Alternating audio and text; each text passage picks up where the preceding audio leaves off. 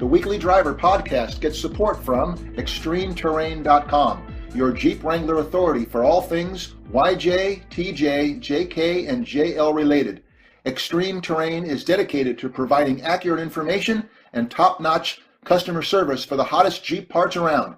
Visit ExtremeTerrain.com today and enter weekly for your chance to win two 2018 JL Wranglers from now through November 15th, 2017. Welcome to the Weekly Driver podcast. My name is James Rea, editor and publisher of theweeklydriver.com. I'm an automotive columnist for Bay Area News Group.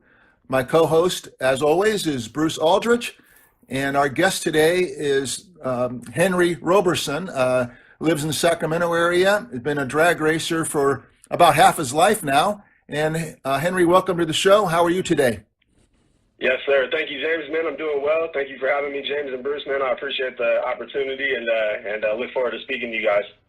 You're welcome. Thanks for being available. We met via phone. We've never met in person a while back, and I was fascinated by your career. So let's start with the fact that you learned your craft from your father, who was a drag racer in San Francisco. And can you tell us how you began in the sport? And I know that your father is still I guess it would be your biggest fan. So tell us about your start with your dad. Yes, sir. Yes, sir. Well, yeah, my dad, back in the day, he was born in 1942. So when he was growing up, when he's a teenager in San Francisco, there wasn't really much of an NHRA sport, a sanctioned sport to take your race car to, or your street car to go, test it out. So majority of the kids would race on the street. It was a normal thing. The cops would even sit back and watch, and because they're trying to be safe, not going to busy streets and stuff. So they're just they wanted to have fun with their cars. When as the years went on, then Fremont drag strip opened up, and Sacramento Raceway as well. So that gave the kids an opportunity to take their cars off of the street and do it in a little more safe environment. So when my dad moved here with my mom in 1978, they moved to Sacramento. I was born in 1986, which is 8 years after that. So since the day I was born, I was pretty much born and raised at the drag strip. My first week alive, my dad had a big race here at Sac. So my mom, was carrying me in her arms and trying to keep me away from the noise and the crowd. And but grew up at the racetrack, man. And so it's kind of in my blood. Just like a lot of racers, like myself, people that really invest themselves into the sport, they pretty much have grew up around the sport because of either their parents or a family member that partook in it at an early age. Yes, I remember when we last spoke, you said this wonderful thing about your dad's still out there at the track and he's not all that competitive anymore, but you said this great thing that when you win, your dad wins, and I love that. So I'm assuming that your dad and you were still very close, and you do a lot of stuff together. Yes, sir. Yeah, definitely. I wish I could be around a little bit more, as I don't, live in my parents' house anymore. But yeah, we've always built cars together, and go and race and test cars together. So, like you said, he is a little older in age now. He just turned 75 on Friday the 13th in October. So he's 75 years old, but he still has fun competing with us. So he'll go out and he drives a little Chevy Love truck with a 350 and a 4-speed Muncie transmission, so it's still a stick car. So he goes out there and bangs through the gears, has fun. Like I said, he's not very competitive anymore, so he'll usually lose first round or second round. But like you said, that's his joy though. I keep the money and he takes all the trophies. So he parades the trophies all over town, trying to acquire new sponsors and kind of letting everybody know what his boy's been up to in the winner's circle. So he's very proud, and I definitely appreciate everything he's done for me. Who gets to kiss the pretty girls? I actually caught a little flack from my fiance on that one, and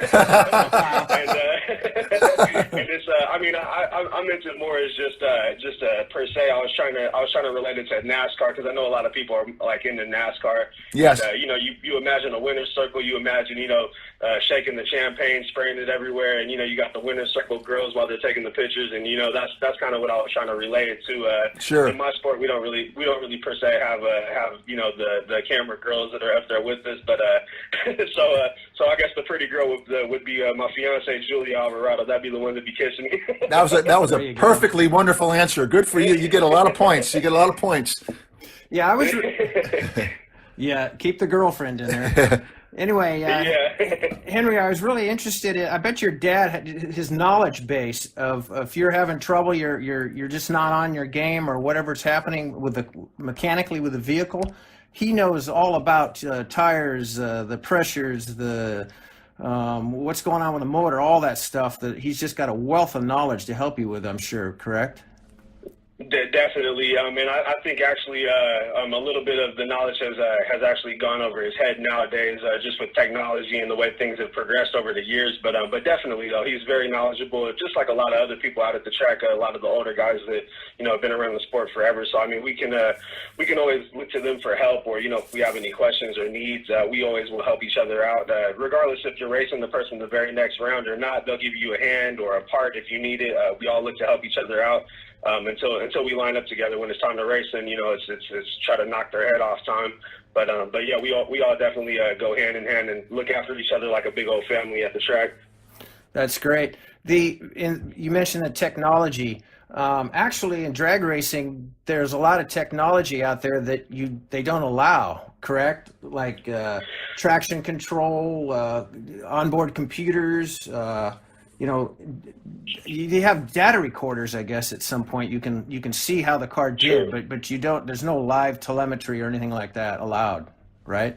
True. Well, there is different classes and categories that will allow certain aids, like you're speaking on, the track, the data record and everything like that, like a race pack system, onboard system. Certain categories outlaw it. And then, in the highest category of type of bracket. So what I do is bracket racing. It's a form of drag racing. It's by elapsed time. You're racing basically against the clock, not necessarily so much against the other person. So we do have a lot of rules that are set in place to make it a fair game, to make it as fair as possible. But the highest level of bracket racing is called Super Pro. That's the category, or box. And what it is it's an electronic box that allows you to type in numbers into the box, and then it kind of does the work for you on reaction time and also on what the car is going to run down the track. But even at that point, though, it's still a fair game because everybody's allowed to use it. Whether they take advantage of it or not by using it, by utilizing it, that's up to them. But it is still a fair game as the rules will allow everybody to use the same or have the same advantage as their opponents. What kind of car do you have? Describe it a bit. So like I told James previously, me and my dad, we've always kind of noted ourselves as budget racers, pick and pull racers. We go to pick and pull and get parts, and try to make something out of nothing. Try to keep our costs low. Our budget isn't very high. So my race car is a 1984 Ford Mustang GT. Just has a little pick and pull small block 302, just like you find in a normal 5.0 Mustang driving on the street today. It has some nice heads, big cam, big intake, big carburetor, but for the most part, it's a stock bottom end motor, so nothing too special on the bottom end. If it blows up, I have 5-6 more of them in storage, no big deal, just swap it out and continue racing. So that's how we're able to maintain our racing, is just by keeping the cost low, or trying to. And in my car total, I might have maybe $6,000 total in the entire operation. And I race against $100,000 race cars and beat them regularly. So it's not necessarily how much money you have in the car. It's based more on skill and repetition and the want and drive and a little bit of luck. Gotcha. Go ahead, Bruce. Wow. So consistency is the name of the game in bracket racing. Correct. Yes, sir. Yep. Yeah. Consistency is everything. I've won in every single car that we owned ever. Per se, Bruce, what kind of car do you drive to work today? Subaru Outback, not too racy, but it's got 4-wheel drive for traction. Honestly, it doesn't matter. If it's got 4 wheels and a motor, I can put it in the winner's circle for you and get you a trophy. So we can go out on Wednesday night, this coming Wednesday, and I can show you how to race, and I can win with that car. I can win with any car. So it's not necessarily performance. Obviously going fast is fun. But it doesn't make you a winner in my sport. Money and how fast your car is does not determine you putting that car into the winner's circle. It's all repetition and a little bit of luck.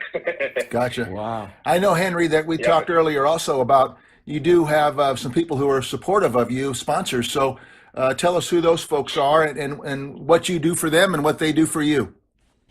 Yeah, definitely. And I mean, sponsorship's always going to be a big part of any motorsports because I mean, it's hard to maintain something by yourself. And though we keep our budgets low, still I race all over the West Coast. So even just gas on going to Las Vegas a couple of times a year, I mean, can add up pretty quickly. So yeah, we definitely look to our sponsors for help, and they also get their worth out of it by spreading their their good business name and passing out cards and stuff of that nature. So it's a hand-in-hand thing. Rockland Automotive, my buddy Mark Ferrier, is up in Rockland, California, across the street from the Galleria.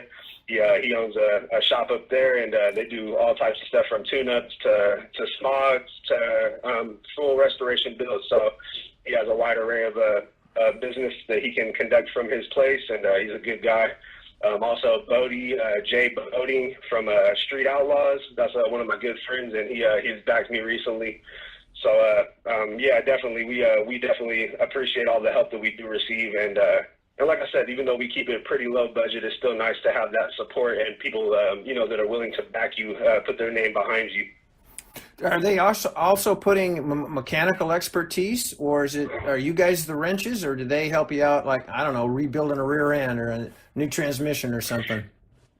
Yeah, no, for the most part, I do everything myself. I mean, I will outsource, help as far as rebuilding a tranny or stuff like that. But I'm still young. I just turned 31 years old, so I'm still, looking to learn myself. So when I do have somebody outsourced to do work for me, I like to be right there in the shop with them, learning how to do this stuff. So one day, I'll be able to do it all by myself. But no, for the most part, my sponsors, it's basically just financial help, or even just saying that they're helping, so we get their name out there for them and show them, that we're not just trying to look for handouts. We're actually trying to, go hand in hand with the business partner and make them profitable as well. That's great. When we first spoke, I was taken aback when I asked you how many times you've won over the years, and I know that you had one championship, but you said you've won between 300 and 400 races through the brackets and all those things. So could you explain for someone like me, this meeting you the first time, it was all new to me. So you have a field of 150 cars or 200 cars, and how does that whittle down, and what do you do between the brackets if you have 7 or 8 rounds? Take us through what kind of day that is, or what kind of weekend that is. Yep, no problem. And first of all, I want to say, you kind of caught me off guard with that question when you would ask me the first time, and I may have exaggerated just a hair, but I still believe that it's a solid 200 to 300 wins that I do have. That's impressive. The math. If you do the math at 300 to 400, that'd be about 20 wins a year in my 16 years of racing. So that's pretty tough to get. Over 10 wins a year is pretty decent, and that's where I feel I've been throughout my career. But yeah, I've endured a lot of success on the track, and I mean, it didn't come overnight. Like I said, I was born at the track, so I've always I found a paper in my mom's basement not too long ago that it was from 3rd grade, and my teacher asked, what do you want to be when you grow up? And in my sloppy handwriting, I said I want to be a race car driver. So I mean, that's fantastic. It wasn't an overnight decision. I've been groomed for this. This is all that I've wanted to do my entire life, and I'm trying to excel in the sport, make a name for myself. But yeah, as far as a normal race day, like you said, when we go out of town to a bigger race, there'll be a couple hundred cars, and it's in a bracket elimination platform. So if there's 200 cars first round, it's a single elimination race. So it's one-on-one race. It's a mano-a-mano race. If you lose, you go home. If you win, you go on to second round. So if you start off the day with 200 cars, second round there'll be 100 cars, third round there'll be 50 cars, and so on. So to get all the way down till there's 2 cars left, that's your winner and runner up. And like you said, I've endured a lot of success of getting down to those final rounds. They usually pay down to around 8 cars, sometimes 16 cars left, depending on how big the race is. But yeah, it's a grueling day though. It starts at 8 a.m. and you're usually out there till 10 p.m. if you're still going rounds, and I mean, it takes a lot out of you. It's a lot of dedication, and it's a great feeling though when you actually do get that success though. That all that work, those long nights, they pay off, and it's a wonderful feeling. Wow, I'll say. Hey, when you're running these bracket competitions, and you get down to those final rounds, are you running a car in the same bracket, or could it still be a VW versus a Corvette? So yeah, that's going to be determined by the race that you're entered in. So like when we go to like a normal points race here in Sacramento, let's say, we have 4 different categories, and they're separated by how fast your car is, by certain things like tires that are being used, and then also by the electronics, as you mentioned before. So that'd be the highest class Super Pro, where anything goes basically. If you have access to it, you're able to use it. And so that's going to give you the breakdown of what cars you may race within that race. So like me myself, I have an '84 Mustang. It only runs like 1140s, 1150s right now, and I race against 7-second dragsters all the time in that Super Pro class. In that hardest category, I run against guys that's dialed 750, and I don't know if you're familiar with a dragster with the long, skinny, rail-looking cars. Sure. Yeah. Yeah. So I race against those type of cars. So, I mean, from their point of view, when they look over and see me in their head, they may think, oh, I got an easy win right now. But in my head, I'm thinking I'm the underdog. They're going to have to put it on me because I'm planning on putting this guy on the trailer. He's going home. My early exposure to drag racing was Sacramento Raceway that you mentioned. That I guess some of your early exposure was to. Mine was back in the Mine was back in the 70s. What's going on at Sacramento Raceway nowadays? Yeah, so right now it's a trying time. The track has been put up for sale recently. Earlier this year, it was posted up for sale by Dave Smith, the owner. It's sad, man. It's sad. Us as racers, we've all kind of known that this was coming, that this day was coming. But now that the day is here, we're all kind of trying to put our foot down and work with the public, work with the county and the city, and see if there's any ways that we can work around this issue. Basically, around 2001, I believe it was, an investor bought some of the property behind the racetrack, and they started putting up houses. And us as racers, as soon as we saw those houses going up, we kind of knew that this day was coming. So now that it's here, like I said, we're looking into ways with working with the county and the city and see if there's something that can be done to either prolong it or possibly halt the process of taking over the track. You've been on local television channels in the Sacramento area, and you've done some, I guess, calling it outreach work. So what was that experience like when you went on television, and do you think you've made any progress? Is there any potential light at the end of the tunnel to keep the racetrack going? I appreciate it. Thank you, man. And I definitely take pride in being able to have my face out there as speaking for Sac Raceway because I do. This is my passion. I do take great pride in this place, and the people of Sacramento Raceway. It's a family. It's not a big corporation or a big business. This is a family-owned and operated small business in Sacramento that's been rooted here since the early '60s. So I mean, this isn't a new place. This place has been around, and a lot of people just like yourself, have been going there since the '70s and '60s. They remember the names and big names and faces that have raced there. You bet. And, whether they believe as deeply as I do in it or not, it's a fixture here in Sac. It's really something that's always been around as a place to go race your car, to go safely test the limits of your car. So I do take pride in being the person that was able to go on the news and kind of get the word out there, and I've received a lot of great feedback, and a lot of people reached out to me from that. So I'm very blessed with the opportunity I have to do that. Yeah, well, I hope you're successful because I sure enjoy. I probably live 8 miles away from that track, and many a Saturday night I can hear when they run the big stuff out there. I can hear it, and it's music to my ears, but maybe not. And I was also fortunate, as we discussed, to early in my career as a journalist, I know a little bit now, but I didn't know anything. And when I worked at the Bee, they'd sent me out there to go interview Don Garlitz or Cha-Cha Muldowney or some of John Force, and I was mesmerized by who these people were, that they would race their car for a quarter mile, the engine would blow, and then they'd put a new engine in, they'd do it again, and then you saw alcohol burning cars, and people were catching on fire, and you couldn't see the flames, and it was a whole new world. And I haven't been out there much since then, but I'll never forget those experiences. It's fantastic. So maybe there's a chance that it'll all work out. I don't know. I hope so.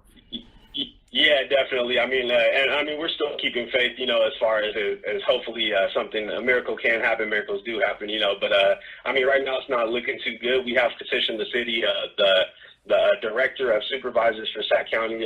We've petitioned him, so we're still waiting on responses. We're still working, and I mean, there's lots of lawyers and legalities involved in it. So I mean, it's not just a open and closed case if it sells even per se. So we're hoping that we're at least guaranteed at least till 2020 to still have operation of the track, and then after that it's kind of up in the air. So I mean, after 2020, if we're blessed, to have another. You really don't know. If it gets tied up in litigation, it can go another 5 to 10 years, and we'll still be able to operate as a track while they're trying to figure out the plans of the land. But at the same time, we're also looking into different avenues as far as maybe having a racetrack built in another location on Sacramento ground. So I mean, there's still a lot of options. I think we can get the investments if Sac County will give us a place to build a new track. It's very possible that there may be a new Sacramento Raceway that'll pop up. That would be great. Yeah. I know that you've had a long season, Henry, and we spoke on the phone yesterday that you had plans to go to one race. I believe it was in Oregon, and it was canceled, but now you're going to race one more time this year. So tell us about your full season that you've had and your last race of the season before you get some time away from the racetrack. Yes, sir. Yes, sir. Well, yeah. So each track they run their own point series. Like Sac Raceway, we usually have about 12 races a year, and here in Northern California, we have Sacramento, Sonoma, and Redding Raceway that are fairly close. So just that right there, that's about 36 times a year that I'll get the chance to race, possibly. So yeah, it has been definitely a long season, as they all are, and I had another good, successful year. The car's still running. I'm still in one piece, so very thankful for that. We do have one more race coming up at the end of this month. It'll be on the 26th of November. That's Sunday the 26th. That'll be in Sonoma Raceway, pending weather, of course. So yeah, we have that coming up, and then the Wednesday after that will be the final Wednesday night fun drags at Sacramento Raceway here, and that one is actually being by a small business in Sacramento. I forget the name right now, but they're sponsoring it. They're seeding the pot with $500, so it's going to be a nice little payout. All the 100% of the buy-in will go back to the racers. So that'll be the last opportunity of the year here in Sacramento as well. The Wednesday directly after the Sonoma race. Great. Hey, that sounds like fun. You got me fired up. I want to go back to the drag strip again. Maybe Bruce and I will take a road trip, and we'll go. I want to take your Subaru down the track and show you I can get a trophy in your car for you. Now you're talking. Now you're talking. Pick and pull a 302 and put it in there. Don't even need it, brother. Don't even need it, man. I'm telling you. And that's what I love about my sport so much. Just like I've tried to relay to you, that it doesn't really matter about money or the car that you have. It's a true fair game sport. That's why I love my sport so much. It doesn't matter about the money or the time that you even put into it. A lot of it has to do with luck and skill, and I believe the skill outweighs the luck side of it. But that's what I love about it, though, that anybody can go out and be dedicated like I am and have success within this sport. It's not anything to do with your pockets or your wealth. That's not what's going to put you far ahead of anybody else in this sport. It's a true fair game sport until that light drops. Then it's not fair anymore. Then my 16 years of experience is gonna probably take over. Your first time down the track, you're probably gonna end up on the wrong end of the wind light. Sounds like you're challenging me. I gotta get that Subaru. Anybody can do it, dude. And that's why I love it. Women, children. Kids start racing all the way down at. I believe they lowered the age limit now down to 6 years old. Wow. So junior dragsters, yeah, they're starting to groom them really early, and I mean, obviously they're very slow, and the pace is kind of dumbed down so they can learn, but yeah, no, they get involved very early, and that gives them years and years of experience before they're even able to drive a car legally, so when they do get on the street, they're more safe and more aware of their surroundings and understanding of how to operate a vehicle safely. Henry, two quick other areas. Number one, you talked about the women in the sport, and I'm curious about that. And then the last question would be about the safety. So you mentioned to me that women are really good at this sport, and you had some theories as to why that they're pretty good. So how many are out there competing when you go to different racetracks, and why do you think that women make good drag racers? Yeah, definitely. I mean, I don't know exactly the stats on the numbers behind, but like I spoke about junior drag racing, where they start very young. So I mean, if I don't have any kids myself, but if I have a daughter, I'm gonna put her in the junior dragsters. I'm gonna have her racing at 7 years old. So a lot of these girls that grew up with their dads out at the track, now they're old enough to race, and this is what they know, this is what they love, this is what they believe in. So they've been racing, as long as they can remember, and it's not just one or two females that are out there here in Sacramento. Even there's lots of women that are very good at racing, very competitive, and like I told you, I'm not sure if it's something in their DNA or the way that they're set up, but they're very good, they're very competitive, and I mean, it's all practice and and repetition as far as and dedication. So I mean, they have that drive just like anybody else would, and so it's not segregated by man or woman, as being a good racer.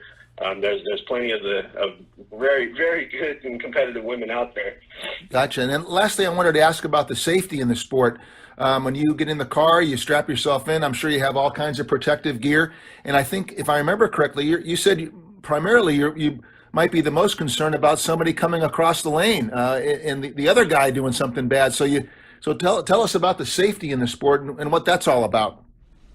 Yeah, definitely. So, I mean, we all have, there's different regulations on safety, though, depending on how fast your car is. Yes. So my car, like I said, I run like around 1140, 1150 in the quarter mile, and the regulations don't really get too strict until 999. So when your car is sub 10 seconds, when it's faster than 10.0, then the safety regulations get a lot tougher. For me, myself, I have a 5-point harness, which is like a seatbelt mechanism. It's a 5-point, though.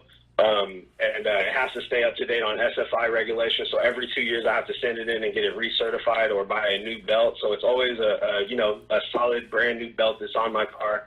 I have to wear a helmet, and that's all that's required for me. I have to wear pants. I have to wear long pants. That's all that's required for me at my time of how fast my car is. But you get sub 10 seconds, and they have to wear gloves and neck restraints, and you have to have a window net, and so there's a lot of other regulations. Scatter shield on the transmission, so if your tranny blows up, if the converter blows up, it has to be a SFI scatter shield, and tranny blanket, engine diaper, all these other SFI approved regulations for safety, just in case something does go astray. But me myself, at a mid 11-second car, 117 miles an hour, my car drives like a Cadillac. I could damn near let off the I could let off the steering wheel, though, and it'll drive itself right down the center of the track. It's not.